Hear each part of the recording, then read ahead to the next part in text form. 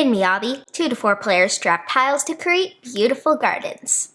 Habbo provided this in exchange for an honest review. On your turn, draft 1 garden tile to place on your garden game board. The number of available tiles depends on player count, though the same types, single, double, triple corner, and triple straight, will always be available. The type refers to the number of squares that make up a tile and the number of objects on it. 3 stones, 2 fish, and so on.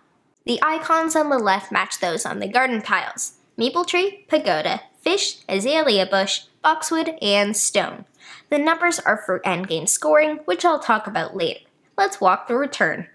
On turn 1, you took the triple corner fish tile. Because it is on the first level, its point value, which immediately scores, is 3 fish multiplied by 1 level. You'll never need to multiply more than 3 times 5. Look the entire board. Notice how the fish are in the fish row, stones are in the stone row, and so on. A row may only contain its matching object and/or green fields. Place a lantern in the top field of the column with the object on the tile you just placed. In this photo, the player can still place tiles in the 3rd and 5th columns. Tiles cannot break out of this 6x6 grid.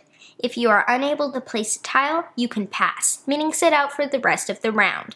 You'll eventually be able to place tiles on top of other tiles. While you can cover existing objects, sometimes that's smart, you'll usually want to cover fields. When objects are played on higher levels, your multiplier changes, going up to a maximum of 5.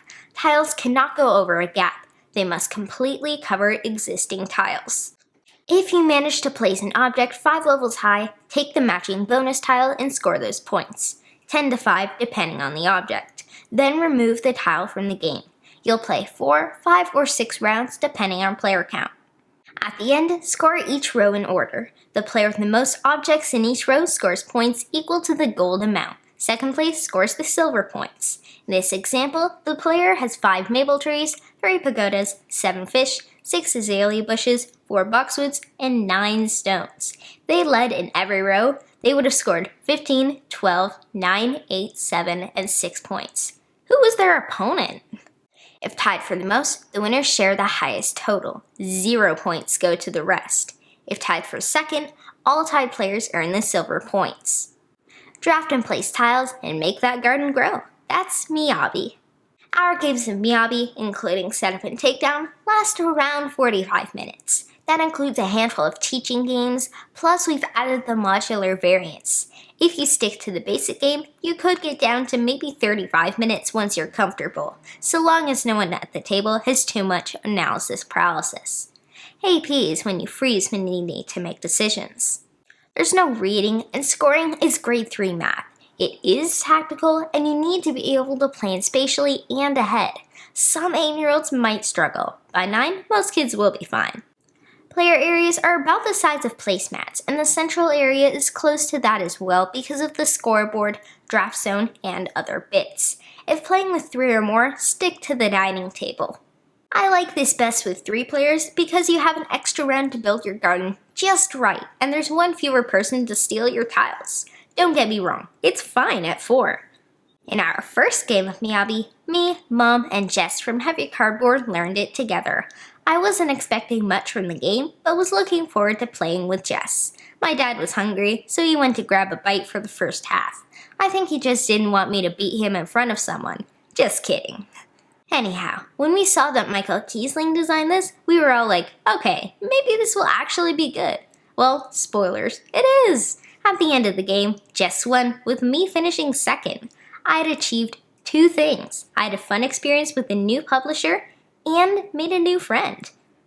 I love Miyabi's simple yet calming art. It really goes with the theme. I mean, it's not super thematic, but it all comes together nicely. The colors and shapes are mostly distinct and quite pretty. The graphic design is great in some areas, but weak in others. I keep forgetting to move my lanterns. You'd think that I know how to play games by now, but what can you do? I wish there's a played arrow and icon in the lantern field. The garden game board's background lines are very distracting to people like me with sensory issues.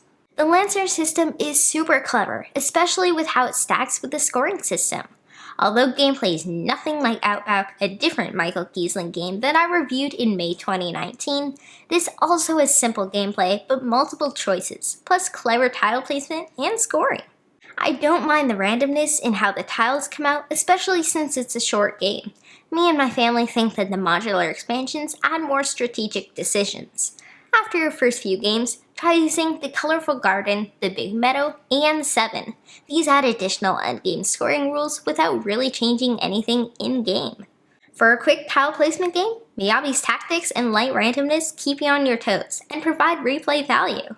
It's no surprise that Habbo released a game with a unique and accessible theme for families with kids my age, yet adults won't be like, when will this end? In fact, it's got more than enough to have the adults pull it down from the game shelves even after the kids have gone to bed.